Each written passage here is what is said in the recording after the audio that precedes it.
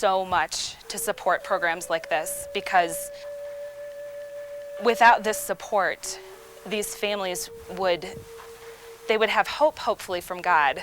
But I think just the chances of them succeeding are so much less. It's inspired me to just be more aggressive in how we do the famine, because it's so needed. It's so needed. It's not often that a clergyman doubles as a war correspondent, but that's exactly what our next guest has done. He is Dr. Robert Pierce. He's a man who has traveled around the world 35 times. Welcome to Today, Dr. Pierce. Thank you, Hugh. A pleasure to have you here today to look at some of the film. But let me ask you first, how you, as a clergyman, became involved there, and particularly as a war correspondent. That's a bit unusual. Well, actually, I went to China at the end of my preparation for the ministry just to spend the summer.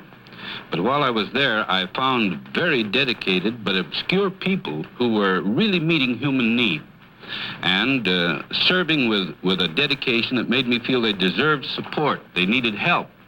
They were there, but sometimes unsupplied with what they needed.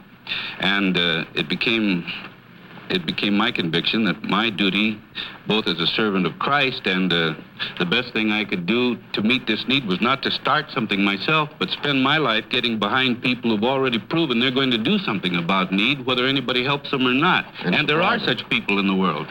And that's how World Vision got started, for that matter. It was 1947 on the streets of Amoy, China. Dr. Bob Pierce gave his last $5 to care for a little orphan girl named White Jade. And from that simple act, fulfilling Christ's teaching to feed the hungry, clothe the naked, and care for the sick, World Vision was born. From the heart of one man reaching out to bring hope to one little girl, multiplied thousands of times through the years, until today, we celebrate this 50th anniversary of the largest Christian relief and development organization in the world, touching the lives of more than 48 million people every year in the name of Christ. Every day, more than 10,000 workers around the world pray the same prayer that Bob Pierce prayed many years ago. Let my hope... As I live and breathe, you have my dying prayers, that I promise from the battlements of heaven I'll be cheering and praying and interceding and reminding the Lord, and if any way I can, prodding the conscience of every Christian to see that we'll have done everything we wish we had done when we meet Jesus face to face.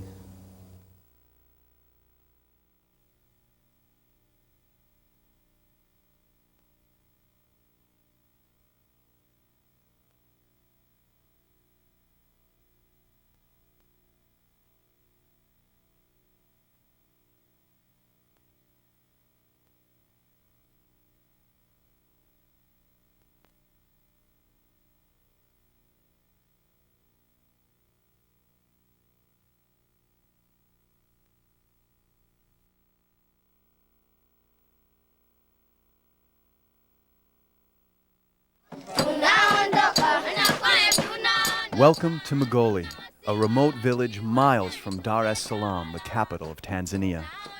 As you approach, you see people along the roadside trying to sell whatever vegetables they've been able to grow. Lots of people in well-worn clothes and plastic shoes walk along the roads. Most people here get around by walking. A few have bicycles, but it takes a lot of savings to buy one.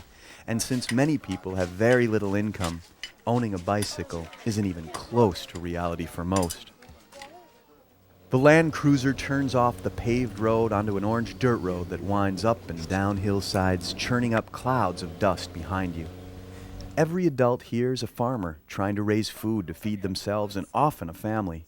So while vegetables will grow year-round near the equator, if you don't have water, you can't grow much of anything during the dry season. And that's not the worst of it. There's also a drought that has impacted many of the countries near the Horn of Africa, including Tanzania. Without rain, without livestock, and without money, the people can go hungry quickly. Welcome to your new home at the base of the arid Kagura Mountains. You bump along the dusty road until you come to a house that looks much like the other houses you've just passed, made of mud bricks and sticks. Just think what happens to these homes when it rains. Little by little, the walls wash away. The roofs are made of grass that the people collect in the fields. The floors are dirt. Your new home has a small room the size of an average entryway in U.S. homes. That's your living room. There are 2 small bedrooms on either side of the living room. That's it for your house. So what's missing? Oh yeah, the bathroom. Well, that's it behind the house. Now you've settled into your new home.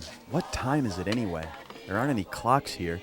No matter the time, you have chores to do, including finding some food, gathering water, and washing clothes. What will you do?